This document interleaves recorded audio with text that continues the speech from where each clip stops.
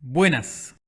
En el programa de hoy vamos a realizar un viaje hacia la antigua Grecia y vamos a sumergirnos en el mágico y polémico mundo de la adivinación, los oráculos, las pitonisas, las profecías, los sacerdotes y algunos dioses del panteón helenístico, principalmente el gran Apolo, y un poco de Zeus, Themis, Febe, las musas y todo el panorama político y económico que giraba alrededor de esos centros esotéricos del antiguo mundo griego. Vamos a cruzarnos con lo incomprensible, lo místico, lo chamánico, lo sagrado, pero también con la manipulación, la especulación y la ambición de riquezas y poder que se despertaba entre los poderosos y que incluso llevaron a varias guerras en torno al control y la posesión de todo esto. Vamos a dirigirnos a una altura de 700 metros del nivel del mar. Vamos a ver de todo, desde la más excelsa sabiduría moral atribuida a los 7 sabios de Grecia, hasta un trasfondo de gases intoxicantes, fallas tectónicas, estados de conciencia alterados, personajes con un gran conocimiento filosófico, político, matemático, sueños premonitorios, deidades telúricas.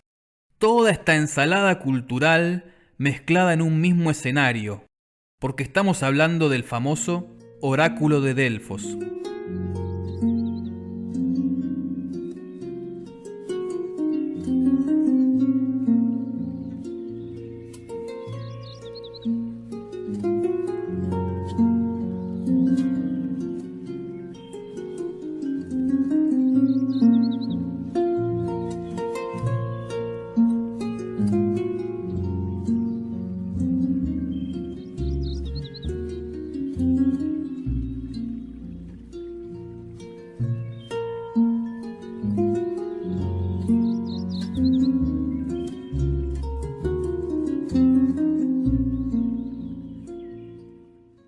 En la historia de la humanidad existieron infinidad de oráculos alrededor del mundo.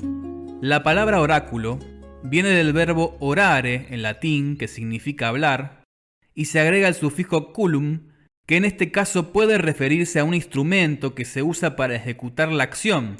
De este modo, el oráculo es un instrumento que se utiliza para hablar. Pero ¿quién es el que habla y con cuál instrumento? Bien, el que habla es una entidad natural, un dios, un espíritu, una deidad, y el instrumento mayormente es un ser humano, que puede ser un chamán, un sacerdote, una sacerdotisa, un profeta. Por lo tanto, mayormente se llamaba oráculo a una persona que era el instrumento, el medio por el cual los dioses hablaban. Pero bien, mayormente estas personas, estos sacerdotes, estas sacerdotisas, no eran tan valiosos por sí mismos, no eran independientes, sino que desempeñaban sus funciones en un lugar físico específico, como un templo, una montaña, un recinto sagrado, con un equipo de ayudantes y bajo ciertas normas, rituales, ceremonias, protocolos que tenían que seguir. Y el lugar físico en el cual sucedía todo esto también tenía características únicas que lo hacían un lugar supraordinario. Es por eso que también se llamaba oráculo al lugar en sí en donde el sumo sacerdote o sacerdotisa canalizaba esos mensajes de la deidad en cuestión. Y es así que a lo largo de la historia los oráculos fueron consultados siempre antes de tomar decisiones importantes. Decisiones con respecto a la familia, los emprendimientos, las acciones militares, las acciones políticas, económicas, acciones que, afectaban a todo un pueblo, a todo un imperio, y sobre todo eran muy consultados por funcionarios públicos, reyes, emperadores, quienes daban ofrendas muy generosas, tesoros y riquezas para el oráculo. A cambio, pedían su guía y su sabiduría. Imagínense que, en su comprensión del mundo, estos personajes poderosos estaban pagando de alguna forma para tener comunicación directa con los dioses. Y si vamos a hablar con los dioses, ¿vamos a estar escatimando o regateando? No. Hablar con los dioses podía considerarse uno de los lujos, una de las oportunidades más valiosas del mundo. Y es por eso que la gente que podía lo pagaba con tesoros impresionantes, compuestos de las más finas joyas, oro, piedras preciosas y todo lo que podemos ver en esas películas de Hollywood, ¿no? Pero esto pasaba en la vida real. Entregaban esos típicos cofres por el derecho a comunicarse con los dioses. Y es así que en este marco se mezclaba lo sobrenatural, la sabiduría, lo litúrgico, la unión del hombre con lo divino. Pero también esto traía mucha ambición, deseo de posesión y decidía el destino de muchas ciudades, ya que los oráculos influían fuertemente en el proceso de decisión de integrantes clave del Estado o de los imperios. Y como dijimos, había en el mundo un montón de oráculos, pero el oráculo de Delfos tuvo algo especial, algo que lo hizo mítico, legendario. Se decía que sus respuestas eran realmente confiables, infalibles. Y un hombre, el rey Creso de Lidia, que reinó entre el año 560 y 546 a.C., que podemos llamarlo también el tester de oráculos. Porque miren lo que hizo este loco. Él mandó un emisario suyo a cada uno de los oráculos conocidos en ese momento, que eran un montón, para que consultaran a cada oráculo qué estaba haciendo el rey Creso de Lidia en ese momento. Además, era bastante ególatra, ¿no? Entonces, a ver, dijo, voy a preguntarle a cada uno de los oráculos qué estoy haciendo a ver quién adivina. Y resulta que parece que hubo únicamente 2 oráculos que la pegaron, que dijeron el rey Creso está haciendo tal cosa. Y bueno, uno fue el oráculo de Delfos y otro el oráculo de Anfiarao, que era otro de los oráculos importantes del momento. Así que imagínense que Creso confirmó por sí mismo todo lo que se decía del oráculo de Delfos, que era lo más top de ese momento. Y una vez que Creso estuvo bien seducido por el oráculo y que mandó varias ofrendas exuberantes, inquietado por el avance de Ciro II de Persia, Creso mandó uno de sus sirvientes al oráculo de Delfos para consultar si era una buena idea enviar uno de sus ejércitos a combatir contra el imperio persa. Imagínense el grado de confianza que depositaba un monarca en el oráculo, que le consultaba qué hacer en casos militares. El oráculo le respondió que si conducía un ejército hacia el este y cruzaba el río Jalis, destruiría un imperio. A Creso entonces se le subieron los humos, como decimos acá en Argentina, y entonces hizo lo que el oráculo le dijo, marchó hacia el este y cruzó el río Jalis. Sin embargo, ese fue el fin del imperio lidio, porque allí mismo, a orillas del río Jalis, en el año 547 a.C., las fuerzas persas derrotaron a Creso, quien quedó totalmente arruinado. Y así es como comenzamos a ver que los vaticinios del oráculo eran expresados con tal ambigüedad por la pitonisa y los sacerdotes que muchas veces se usaba la estrategia de decir que eran válidos, pero que los hombres los habían interpretado mal. En este caso, el oráculo le había dicho a Creso que, si cruzaba el río, un imperio sería destruido, con lo cual Creso asumió que el imperio desgarrado sería el persa, y no el suyo. Pero bueno, así funcionan los oráculos, y Creso no recuperó sus ofrendas, ni su imperio, ni nada. Y así, nos adentramos cada vez más en lo que fue Delfos.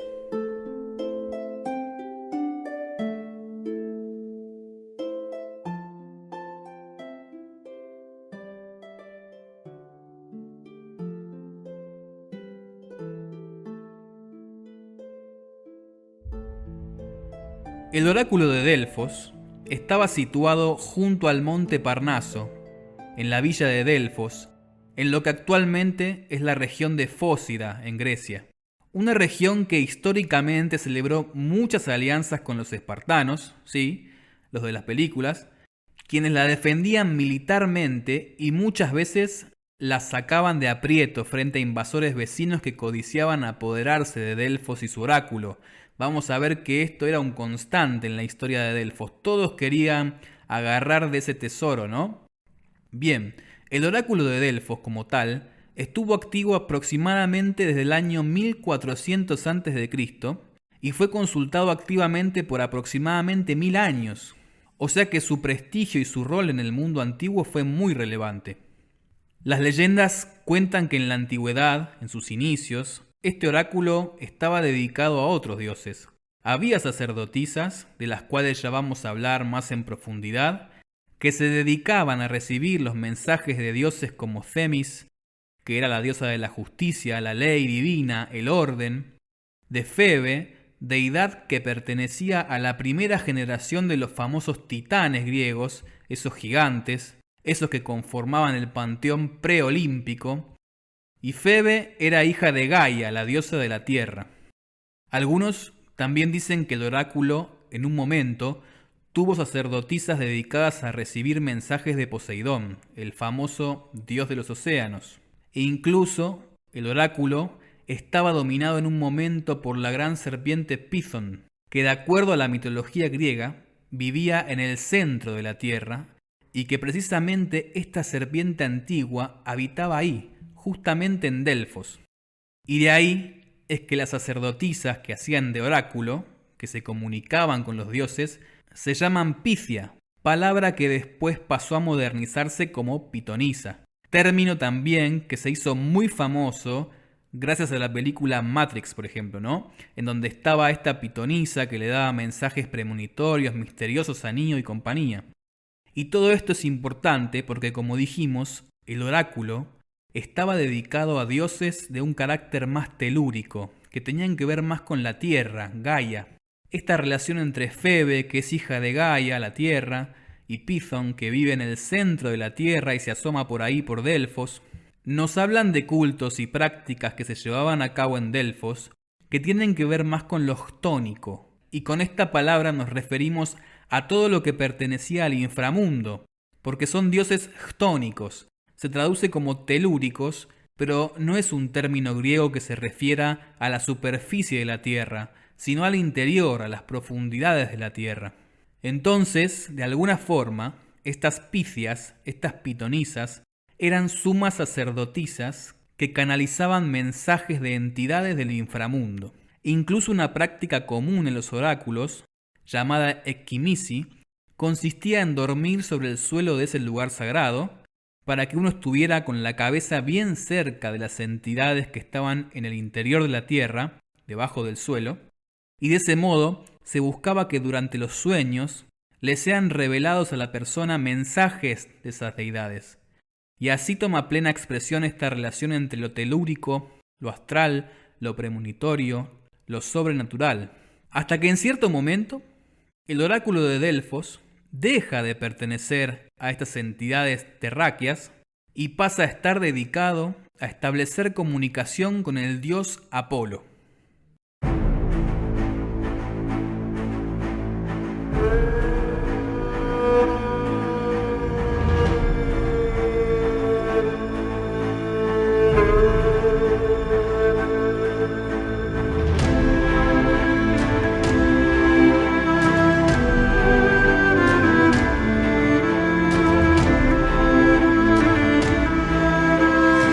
La leyenda cuenta que Apolo fue conducido hacia el oráculo de Delfos y se encontró allí con Pithon y sostuvo una batalla en la que con su arco y flecha derrotó a la gran serpiente. Y Apolo ya es uno de los dioses olímpicos, los famosos dioses del Olimpo que todos conocemos, y de hecho no cualquier dios, sino uno de los más importantes. Representa otra era mitológica ya del mundo helenístico. Es hijo directo de Zeus. Es el dios de las artes, del arco y la flecha, que representan en sí un elemento intelectual, la precisión, la exactitud, la planificación, lo certero de la razón. Todo eso está simbolizado en el arco y la flecha. Es el dios de la belleza, la perfección, la armonía, el equilibrio, la inteligencia. Y algo muy notorio es que los antiguos griegos decían que Apolo es el dios cuya presencia hacía que las personas se hagan conscientes de sus faltas, de sus defectos, de sus pecados, de sus excesos, y que por lo tanto Apolo era un agente de purificación. Es decir, cuando alguien está en presencia del Dios, se hace capaz de ver sus propias faltas. Ya el hecho de verlas, de hacerse consciente de ellas, es un factor de purificación en sí mismo. Digamos que el ver lo feo en nosotros nos lleva a querer hacer algo para mejorar, ¿no? Para purificarnos, para ser mejores personas, en definitiva. Entonces la presencia de Apolo podía ser aterradora porque de algún modo me estaba haciendo ver lo malo en mí mismo, ¿no? Apolo también presidía las leyes de la religión y las constituciones de las ciudades. O sea que Apolo, en contraposición tal vez a las otras deidades de las que hablamos anteriormente, que eran de un carácter más telúrico, terrestre, y que tenían que ver con mantener la tradición, la sabiduría de antaño, la adoración a la madre tierra, Gaia, y los misterios del inframundo en sí, el respeto a lo antiguo y desconocido, e incluso tal vez el temor que inspira lo divino, ¿no? Todas esas deidades terrestres estaban fuertemente emparentadas con lo femenino, la madre, Gaia, Themis, Febe, el hacerle caso a tu mamá, porque sí, el hacerle caso a los instintos, a la naturaleza, el hacerle caso a lo que dicen los antiguos, pero no por una inteligencia propia, sino simplemente por seguir lo ancestral, como un niño que hace lo que le dicen, y buscar una seguridad que te da la tierra, que te provee, que te cuida como una madre. Pero a la vez, todos sabemos que la tierra, la naturaleza, también tiene en sí mismo lo salvaje, lo animal, lo monstruoso, las bestias como Python, los bajos impulsos y demás. Y todo esto hace que las deidades telúricas estén más asociadas a las prácticas chamánicas, el totemismo, la búsqueda de estados alterados de conciencia a través de plantas, sustancias, etc., la exaltación de lo instintivo en muchas ocasiones. Entonces los cultos terrestres encierran varios aspectos, algunos más positivos que otros. Pero llega Apolo, y a través del matar a la serpiente Python, viene a representar tal vez un pasaje del culto a lo terrestre e instintivo hacia el culto a la razón, lo intelectual, la conciencia, la moral, la belleza que surge de la armonía, una belleza que procede en sí de una estética que encuentra su apoyo en patrones matemáticos que están presentes en la creación. Representa un pasaje hacia una deidad masculina que tal vez fomenta más el despertar de la conciencia a través de la inteligencia, la mente, la reflexión, la introspección. Exalta más las características intelectuales del ser humano. Y ya no tanto el apoyo en la intuición, que es más femenino, y las deidades del inframundo, que poseen una sabiduría misteriosa, que conocen el interior de la tierra y cuya vida se remonta a épocas insondables. De alguna forma se representa el pasaje de la confianza en el misterio y la intuición a la confianza en la razón y la armonía, ¿no? En este pasaje de Python, Gaia, Themis, Febe a Apolo. Y se dice que este cambio, en el que el oráculo de Delfos pasa a estar dedicado a Apolo, sucede aproximadamente en el siglo VIII a.C. y está relacionado a la llegada a Delfos de sacerdotes que venían de la isla de Creta y que seguramente trajeron consigo todas estas enseñanzas teológicas nuevas que rápidamente se implementaron ahí en Delfos. Obviamente que hay mucha mitología para explicar este suceso, como por ejemplo que Themis le regaló el oráculo a Apolo para su cumpleaños, o que Apolo se presentó en forma de delfín a los sacerdotes cretenses y los dirigió hacia Delfos, en donde les prometió que tendrían un futuro fructífero. Pero bueno, lo cierto aquí, desde el punto de vista histórico, es que hubo todo un pasaje, una influencia de sacerdotes que llegaron de otras tierras y trajeron este nuevo culto. Sin embargo, a pesar de que el oráculo estaba ahora dedicado a Apolo y que la serpiente Python había muerto, se decidió igualmente seguir con la tradición de las picias, las pitonisas. O sea que ahora ellas se iban a dedicar a recibir los mensajes de Apolo y comunicarlos a los consultantes y a los suplicantes que se acercaban al oráculo. Por lo cual, estrictamente hablando, no se reemplazó el culto a los dioses telúricos por el culto al dios Apolo, sino que la práctica chamánica que llevaban a cabo las picias fue absorbida por este nuevo culto, tal como sucedió por ejemplo en el Tíbet, en donde el budismo absorbió e integró dentro de sí mismo las prácticas chamánicas locales conocidas como Bon, dando nacimiento al budismo tibetano, o el cristianismo ortodoxo cuando llega a tierras eslavas que absorbe festividades locales del culto a los ancestros o para celebrar un cambio de estación. esta absorción de las culturas locales y sus costumbres por parte de las religiones es muy común. Podemos decir entonces que este habitual sincretismo que se produce en todo el mundo y a lo largo de todas las épocas también se produjo aquí en Delfos.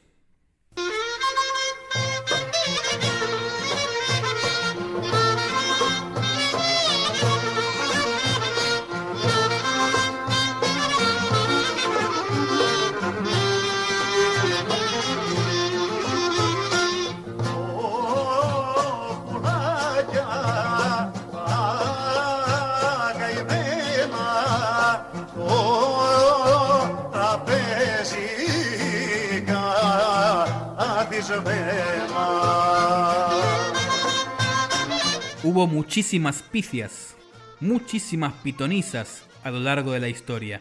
Se dice que eran mujeres altamente educadas en asuntos filosóficos, políticos, económicos. Eran mujeres que recibían una educación privilegiada para la época. Eran muchas veces miembros de familias aristocráticas, aunque a veces también convocaban a algunas que no poseían tanta educación.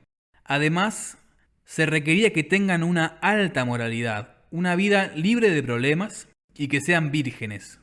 Y muchos se preguntan, ¿por qué vírgenes? Bueno, y porque así podían estar enteramente dedicadas a los asuntos del templo, del oráculo, a la comunicación con el dios Apolo, y no a los asuntos de la vida ordinaria, laica, los hijos, el marido, la casa, la familia y todo eso. Es por eso que lo que más pesaba a la hora de elegir una picia era esta actitud de dedicación exclusiva al dios Apolo por sobre todo lo demás. Es importante además tener en cuenta que frente a una sociedad griega gobernada de forma totalitaria por hombres, la figura de la picia era una de las pocas mujeres que tenía una autoridad impresionante y tenía derechos que otras mujeres no, como por ejemplo tener propiedades. A ese nivel llegaban los derechos de las picias, ¿no? En un principio estas picias, estas pitonisas, eran mujeres jóvenes, vírgenes, que prácticamente desde muy corta edad estaban dedicadas al templo. Pero parece que hubo un lío tremendo cuando un personaje llamado Egécrates de Tesalia, un militar, terminó violando a una de las picias. A partir de allí hubo un gran cambio y se dictaminó que las picias tenían que ser mujeres mayores de 50 años. O sea, no estaba bueno que sean tan atractivas, ¿no? Y bueno, empezaron a poner mujeres mayores, pero igualmente las vestían como si fuesen doncellas vírgenes, ¿no? Como jóvenes. A estas nuevas picias mayores, muchas veces se les permitía estar casadas o haberlo estado en algún momento, aunque una vez que se convertían en picia, tenían que abandonar toda actividad familiar, su esposo, sus hijos, y permanecer en el templo totalmente abocadas a lo sagrado, Apolo. Y como este oficio era algo muy respetado en la época, los familiares lo entendían y dejaban que la señora siga con su destino emparentada a Apolo, emparentada a los asuntos de Estado, a la filosofía, a la política, a la economía, porque eran personas que, además de estar dedicadas a Apolo, estaban dedicadas al estudio, ¿no? Las artes, las matemáticas, tenían una formación completa. Y bueno, además no estaban solas, sino que tenían en el oráculo a todo un clero, por así decirlo, dedicado a recibir las consultas con ellas y asistirlas. Tenían un equipo conformado por sacerdotes, otro tipo de asistentes que se llamaban osí, que se traduce como santos, profetas, y hubo algunos otros personajes importantes como Plutarco, que llegaron a oficiar de sacerdotes en el oráculo de Delfos, y gracias a los cuales hoy en día poseemos tanta información. Estos santos y profetas de algún modo se dedicaban a interpretar y traducir en palabras inteligibles, bien organizadas o incluso a veces poéticas, los mensajes que daba la picia, la cual estaba en un estado alterado de conciencia, en trance. Y es por eso que se precisaba de asistentes que pudiesen traducir lo que la picia decía en una forma que lo pudiesen entender los consultantes, que lo pudiese entender cualquier persona, ¿no? Lo cierto es también que tanto la picia como los asistentes eran personas que estaban muy al tanto de las últimas noticias de actualidad, ya que Delfos era un gran centro cultural, al que llegaba rápidamente toda la información. Era un centro intelectual, y todo el equipo de las Picias eran personas notables, ciudadanos destacados de Delfos, que habían sido cuidadosamente elegidos para desempeñar dicho rol. Vamos a adentrarnos profundamente en el emplazamiento físico del oráculo, el templo de Apolo propiamente dicho, en donde la pitonisa canalizaba los mensajes del dios. Estamos muy cerca del monte Parnaso, y es una zona muy rica en manantiales de agua, a los cuales se les atribuían propiedades mágicas, como la fuente de Castalia, en la que la Picia se bañaba desnuda, y las aguas de Casotis, de las cuales bebía. Al ir ingresando al templo, se dice que había inscripciones de oro sobre paredes y columnas, las cuales contenían frases atribuidas a los 7 sabios de Grecia. Hoy en día las conocemos como máximas délficas, y luego de muchos trabajos arqueológicos sobre el templo, así como también sobre otros territorios como Afganistán, zonas que se vieron influenciadas por la cultura griega, se han llegado a rescatar 147 máximas délficas, 147 frases que hablan sobre principios que puede seguir el hombre para tener una moralidad perfecta y alcanzar la felicidad. Entre las más destacables de estas frases, y las que se ponían bien a la vista de todos los que visitaban el oráculo, encontramos 3. Gnothi seaftón, conócete a ti mismo, que se refería a conocer las propias limitaciones, los propios límites humanos y falencias, y también a saber cuál es el lugar de uno dentro de la sociedad. Porque recordemos que las culturas antiguas y la cultura griega daban mucha importancia al rol que uno cumplía dentro del sistema que era la sociedad.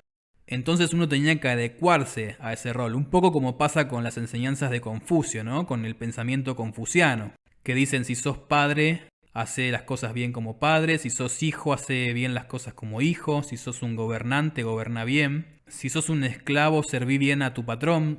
Todo este pensamiento antiguo es la parte mundana del Gnothi seaftón, y la parte sagrada, divina del Gnothi seaftón es esto de conocer las propias limitaciones humanas, saber que uno es mortal, saber que uno comete errores, saber que todo es temporal, y saber que uno también, a pesar de ser humano, tiene algo divino dentro, ¿no? Entonces, conócete a ti mismo. Es muy profunda la frase. La siguiente frase era Miden hagan, nada en demasía, que se refiere a evitar los excesos, pero teniendo en cuenta que en el antiguo mundo griego se refería más a excesos emocionales. Ni demasiada alegría, ni demasiado miedo, ni demasiada tristeza, ni demasiada ambición, ni demasiado temor, a ser comedido, ¿no? En el mundo interior de uno. Y no tanto a lo corporal, esto que se atribuyó después de, ser medido en la comida, en la bebida. Eso se fue incluyendo, pero en tradiciones posteriores. En el momento del oráculo de Delfos tenía que ver más con el mundo de ser medido con las propias emociones y pensamientos. Y la última frase es enguía para data, que se traduce como hace una promesa y te vas a estar metiendo en problemas. O sea, no prometas nada porque te comprometes y te mandás al muere solo, digamos. Lo cual, tiene un significado muy claro, ¿no? Existen diferentes versiones. Algunos decían que estas frases fueron dichas por el mismo Apolo y canalizadas por las Picias. Otros las atribuían a los 7 sabios de Grecia. Y otros dicen que son simplemente proverbios populares del pueblo griego. Sin embargo, lo cierto es que eran máximas muy importantes para la época, que preparaban al consultante para entrar en un estado de reflexión y sobriedad. Luego, al seguir adentrándonos en el templo, podíamos ver varios tesoros y ofrendas que habían sido donadas por diferentes monarcas y familias poderosas que habían consultado al oráculo con anterioridad, por lo cual el paisaje estaba rodeado de manantiales, montañas, mucho verde, tesoros. Era una experiencia casi paradisíaca, ¿no? Desde el punto de vista de los antiguos, que eran bastante materialistas. Y en cuanto el consultante seguía avanzando, finalmente era conducido hacia el Aditon, el lugar inaccesible, el centro del templo, en el que la pitonisa se sentaba en una silla alta, que era más bien un trípode de 1,5 metros de altura. Y allí uno como consultante tenía que mirar hacia arriba para ver a la pitonisa sentada ahí, ¿no? Era sin dudas algo imponente. Encima, justo debajo del trípode, había un ónfalo, que era una piedra que simbolizaba el centro del mundo. Porque cuenta la leyenda que Zeus mandó a 2 águilas, una a cada rincón del universo, y luego les ordenó que se juntaran, ¿no? Y ese punto en el cual las águilas se encontraron se considera el centro del mundo y está simbolizado con el ónfalo, debajo del trípode en el cual se sentaba la pitonisa.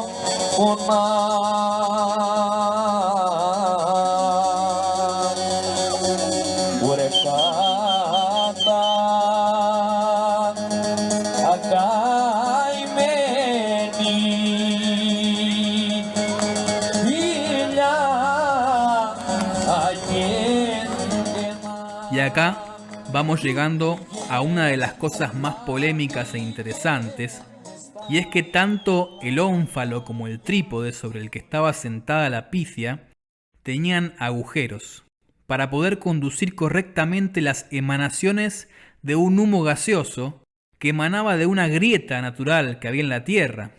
Es decir, que el trípode de la pifia estaba situado justo encima de una gran y profunda abertura en la Tierra, de la cual emanaban gases.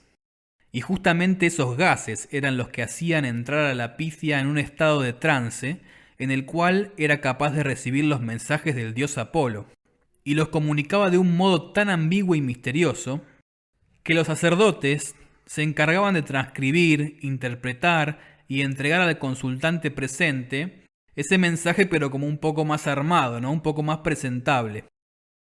Se dice que mientras la pifia inhalaba los vapores que subían desde la grieta terrestre y que ascendían por el ónfalo y el trípode, su figura parecía agrandarse, su cuerpo se agrandaba, su cabello se erizaba, el pecho se le hacía más grande y su voz parecía más que humana, le cambiaba la voz, o sea, era realmente algo muy impresionante. Esas cosas que cuando uno las presencia no se olvida nunca más. Era realmente todo un espectáculo chamánico y sobrenatural. A pesar de que la pifia entraba en este estado tan alterado de conciencia, las precogniciones que ella tenía durante cientos de años fueron lo suficientemente acertadas para contentar a todos los que consultaban el oráculo.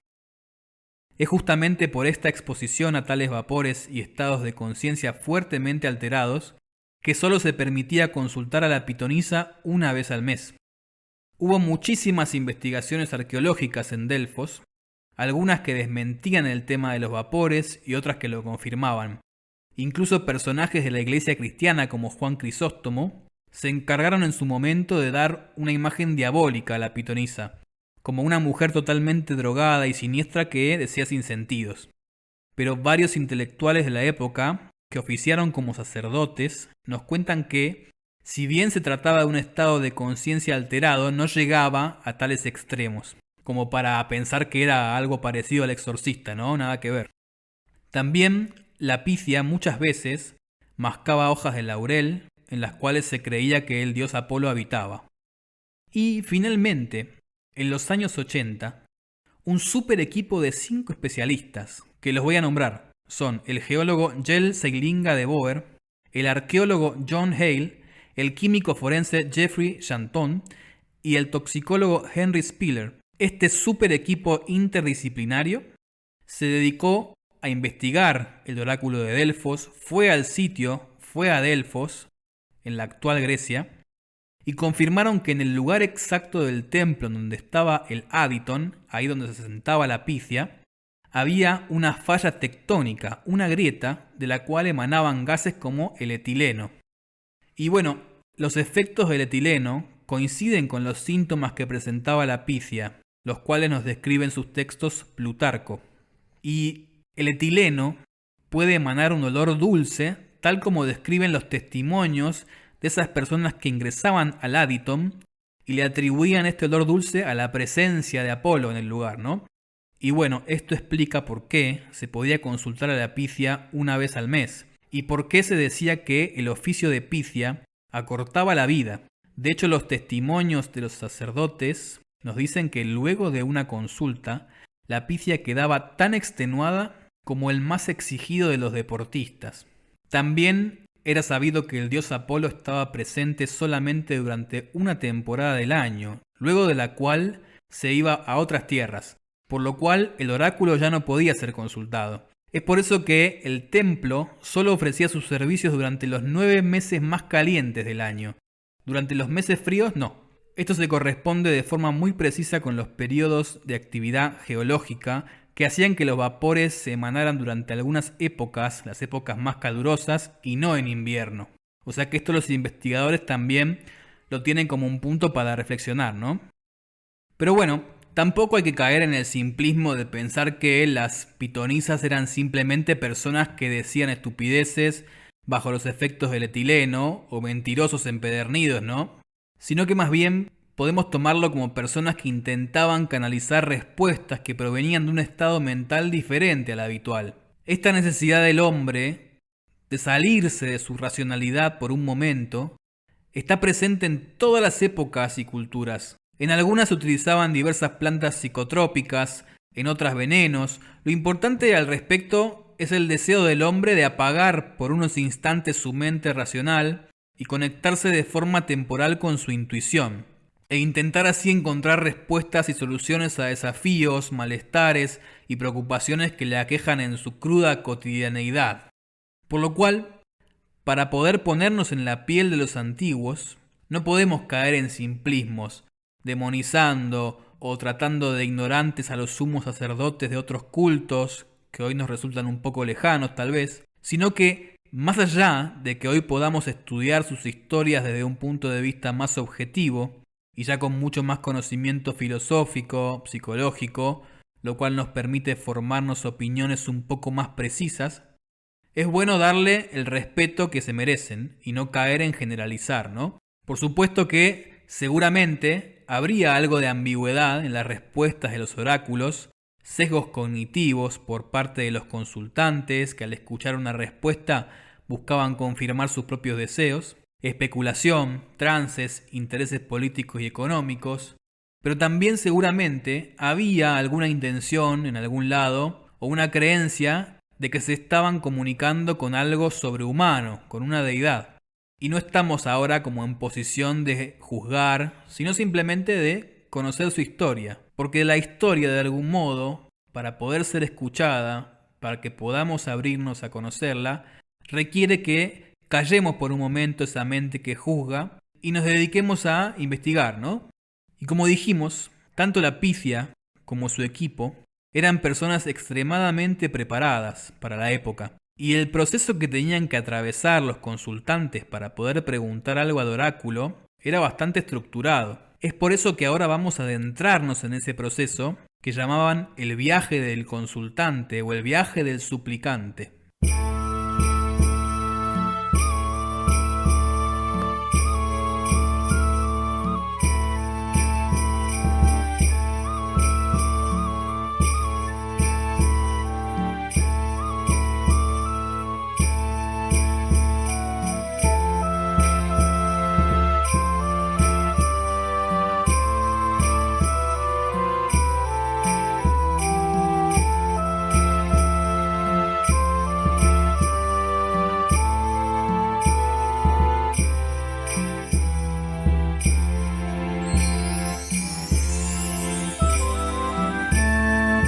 La primera instancia del viaje del suplicante, aquel que iba a consultar el oráculo, se conocía como el viaje hacia Delfos.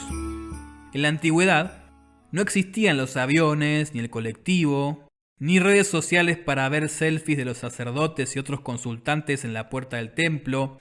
Uno simplemente escuchaba un rumor, una historia de la existencia del oráculo, Y entonces se iban acumulando las ganas en el interior de hacer un viaje excepcional a una tierra desconocida para poder resolver algunas preguntas que uno tenía, ¿no? Imagínense lo importante que tenían que ser estas preguntas para esa persona, que estaba dispuesta a ir a un lugar en el cual no sabía con lo que se iba a encontrar, a viajar miles de kilómetros, tal vez en barco, a pie, a caballo, y a entregar como ofrendas varios tesoros.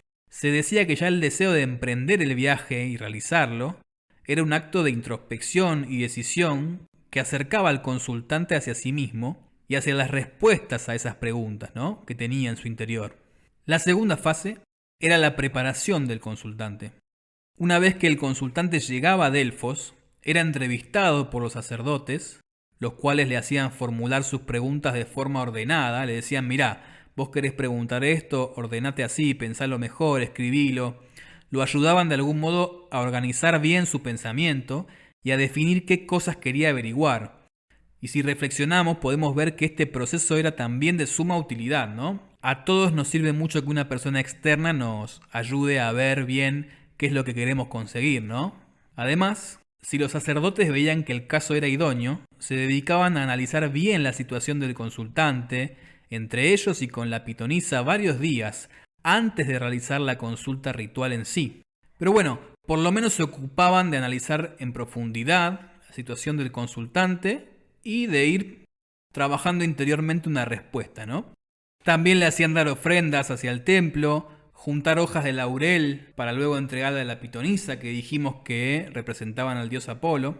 Y aquí es importante recordar que solo se podía hacer una consulta al mes en el templo y que había que sacar turno. Por lo cual, imagínense, había solo un turno por mes y había muchísimas personas que querían consultar, por lo cual era muy frecuente que cuando un gobernante quería consultar, le dieran turno para dentro de un año o dentro de 3 años, porque tenía delante a 12 personas que ya habían sacado turno antes. Pero aquí existía una trampita. Si la persona en cuestión pagaba un precio especial, se le adelantaba el turno, o sea, era una promo que tenía el oráculo de Delfos, ¿no? Ganaba el derecho a consultar antes que otros de la lista que habían pagado menos. Y bueno, este mundo es así. Y la codicia y el amor por la riqueza siempre están presentes, y en Delfos esto se veía de un modo bastante burdo, ¿no? Este derecho a preferencia que se ganaban algunos que pagaban más se llamaba promantía. Bien, llegamos a la tercera fase, la visita al oráculo.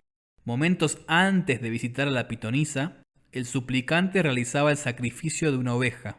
Primero se mojaba al animal, y si el animal temblaba, significaba que el dios Apolo estaba dispuesto a responder. Si no temblaba, se decretaba que no era un buen momento para consultar y por lo tanto se suspendía la ceremonia. Muy curioso, ¿no? Para este momento se trataba de que el consultante se encuentre en un estado meditativo, introspectivo, y que se dirija al Aditon, el lugar inaccesible en donde se encontraba la Picia.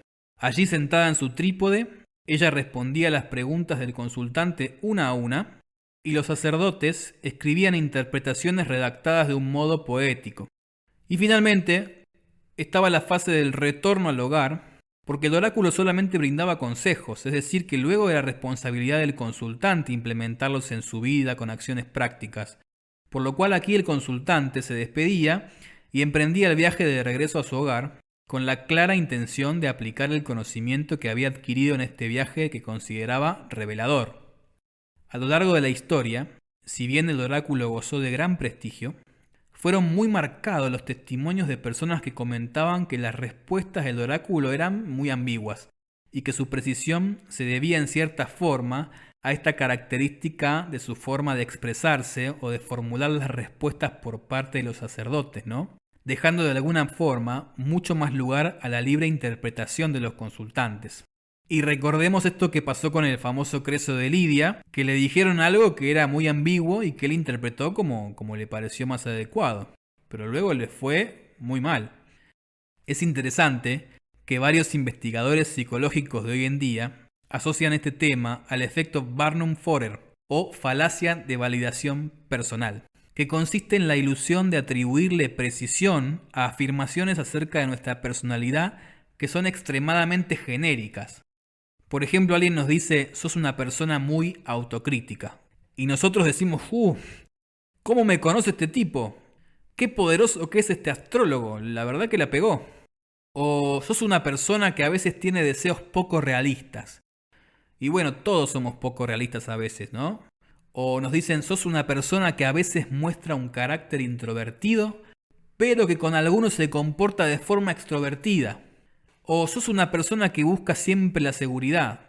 Y bueno, todos buscamos en cierta forma la seguridad, ¿no? Es como que son afirmaciones muy genéricas que nos dan esta ilusión de que el otro sabe lo que está diciendo y de alguna forma nos mantienen así como enganchados, ¿no? De este modo el efecto Barnum-Forer, que se ha descubierto en la modernidad, opera en todos nosotros. Y es por eso que somos justamente susceptibles a creer en diferentes adivinos, tarotistas, astrólogos, psíquicos, y pensar que aciertan en las descripciones que hacen de nuestra personalidad, ¿no? O uno lee en una revista el horóscopo para la semana que viene y dice, uy, sí, eso es lo que estoy sintiendo yo. Porque es algo muy genérico, ¿no? Como, sí, estás buscando concretar tus planes. Y bueno, toda la gente busca concretar sus planes, ¿no? Entonces, esto es el efecto Barnum-Forer que nos lleva a creer en pseudociencias como la quiromancia, la lectura de la borra de café, las cartas, etcétera, ¿no? Ese es el punto de vista de la psicología moderna. Otros investigadores actuales también han asociado a los fenómenos oraculares el llamado sesgo de confirmación, el cual tiene un nombre así, sesgo de confirmación, pero es algo que todos sabemos y es un error sistemático de nuestro razonamiento, como por ejemplo recordar solamente la información que confirma nuestras propias creencias. O sea, solamente me acuerdo de las cosas que coinciden con lo que yo creo, ¿no? Favorecer aquellos puntos de vista que coinciden con lo que nosotros pensamos. O sea, le doy siempre la razón a aquellos que piensan como yo y a los demás no. O sea, me pongo a favor de los que piensan como yo. Interpretar las cosas que nos dicen de modo tal que coincidan con nuestros propios deseos o visión del mundo. Y dar mucha menos consideración a formas de pensamiento que no coincidan con la nuestra. O sea, esas no las tenemos en cuenta. Entonces, de este modo, cuando alguien nos da un mensaje ambiguo, inmediatamente podemos caer en el sesgo de confirmación, interpretando ese mensaje de un modo que a nosotros nos parece adecuado. Y así, básicamente, nos contamos a nosotros mismos lo que queremos.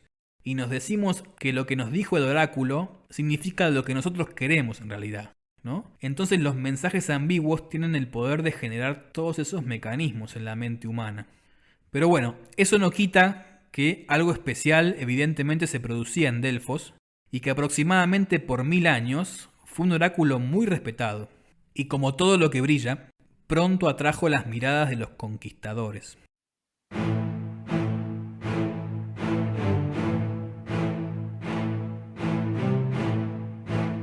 Delfos era un punto estratégico.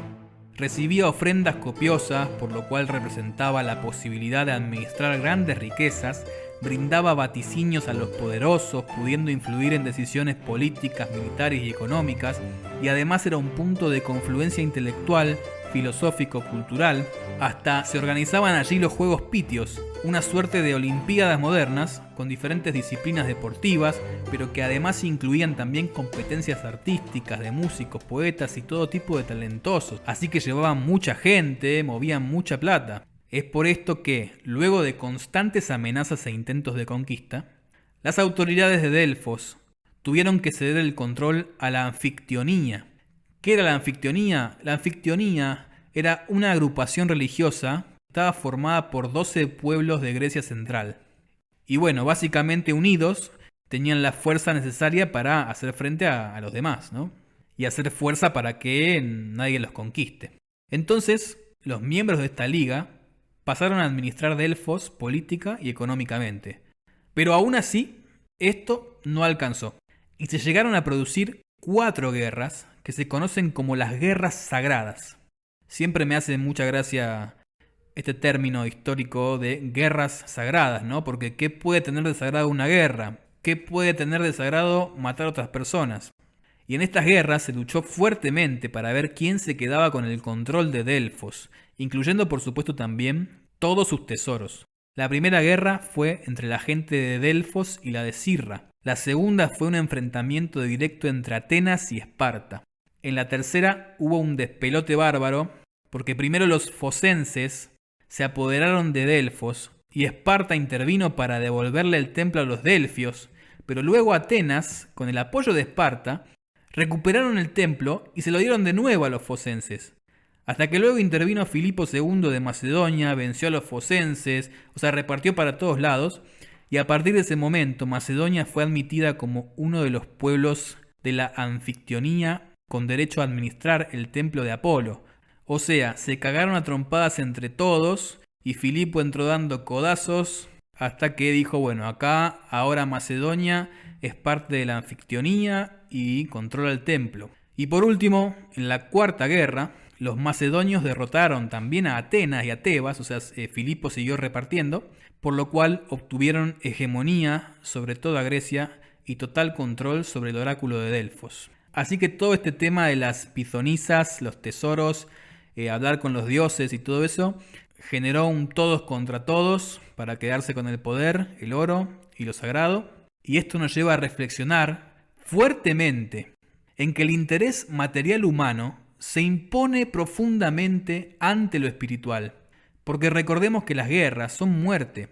La muerte de miles y miles de personas. Personas asesinadas por otras personas. Personas que desatan una guerra sagrada son personas que encarnan en sí mismas una contradicción enorme. Matar a sus semejantes para así acercarse a lo divino. O sea, una muestra aterradora de la estupidez humana, ¿no? En definitiva, se usa la religión y la espiritualidad como una excusa para entrar a romper todo y saquear y llevarse las riquezas, ¿no? Siempre se dio ese tema. Estas guerras, acontecidas aproximadamente en el siglo IV a.C., causaron daños irreparables al templo y a Delfos. Y ya hacia el siglo I a.C. sobrevino la ocupación romana de Delfos, y aún a pesar de eso, el templo y el oráculo siguieron siendo visitados y consultados hasta el siglo III de nuestra era. O sea, hasta el año 200 y pico, después de Cristo, igual el templo funcionaba. Sin embargo, fue perdiendo prestigio y consultantes, y así fueron decreciendo los fondos que se utilizaban para el mantenimiento, ¿no? Y pronto los tesoros también empezaron a consumirse misteriosamente, y los pocos visitantes que llegaban ya no consultaban sobre asuntos importantes, sino más bien sobre cosas triviales, como si tal me quiere o no me quiere, matrimonios, asuntos familiares, que mi mujer me trata mal, inversiones pequeñas, viajes, ¿no? Como que se volvió un kiosquito, ¿no? Como ahora esos lugares a los que la gente va para que le lean el aura, le den un curso de registros akáshicos, le lean las cartas, y bueno, se fue todo al carajo, o sea, un lugar de poca monta, digamos. Algunos personajes de la época como Herodes Ático, que fue un político y protector de la cultura, realizó donaciones a Delfos para que repararan y reconstruyeran ciertas partes, como las gradas, ¿no? Pero bueno, sin embargo, la gente ya comenzó a ir más en un plan turístico que en un plan de autoconocimiento, tal como en las épocas doradas del templo. Se fue desvirtuando todo, digamos. Ya en el siglo II de nuestra era, el templo era un lugar curioso que visitaban aquellos que querían encontrar algo de entretenimiento o ver algunas estatuas viejas y construcciones antiguas, ¿no? Y seguimos avanzando. En el siglo III se desatan las campañas de pueblos germánicos como los érulos, bastarnos y godos, que arrasaron con varios sectores del mundo helénico, entre ellos Delfos, saqueando y destruyendo todo a su paso. Y el golpe final vino de la mano de Teodosio el Grande, emperador de Roma, quien en el año 390 de nuestra era clausuró totalmente el oráculo de Delfos en su campaña de cristianización y eliminación total de todo vestigio de ídolos o paganismo. Y así, todo lo que existe bajo el sol surge, se desarrolla, tiene su apogeo y luego decrece hasta lentamente desaparecer. Y con esta reflexión vamos cerrando el programa de hoy. Los saluda Agustín Florio y que tengan una excelente semana.